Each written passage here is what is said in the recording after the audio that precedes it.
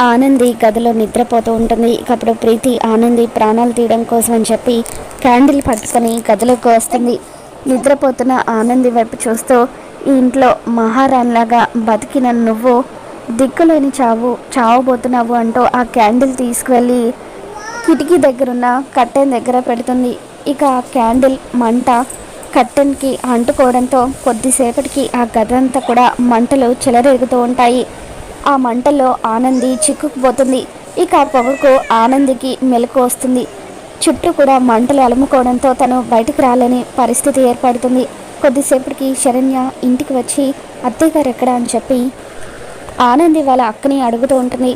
తనకి తలనొప్పిగా ఉండడంతో గదిలో నిద్రపోతుందమ్మా అని చెప్పి ఆనంది వాళ్ళ అక్క చెప్పడంతో ఇక శరణ్య సరే అని చెప్పి సోఫాలో కూర్చొని మాట్లాడుతూ ఉంటే ఇక సడన్గా ఆనంది గదిలో నుండి మంటలు రావడంతో ఆ చూసిన శరణ్య ఆ గది వైపు వెళ్తుంది. ఆనందిని కాపాడడానికి శరణ్య ప్రయత్నిస్తూ ఉంటే అప్పుడు ఆనంది అమ్మ శరణ్య నువ్వు లోపలికి రావద్దు అని చెప్పి అరుస్తూ ఉంటుంది. ఇక శరణ్య మాత్రం మీరేం కంగారు పడకండి అత్తయ్య గారు, నేను మిమ్మల్ని కాపాడుతాను అంటూ అలా మంటల్లోకి వెళ్ళి ఆనందిని కాపాడుతుంది. మరి ఈ వీడియో మీకు నచ్చినట్లయితే లైక్ చేయండి.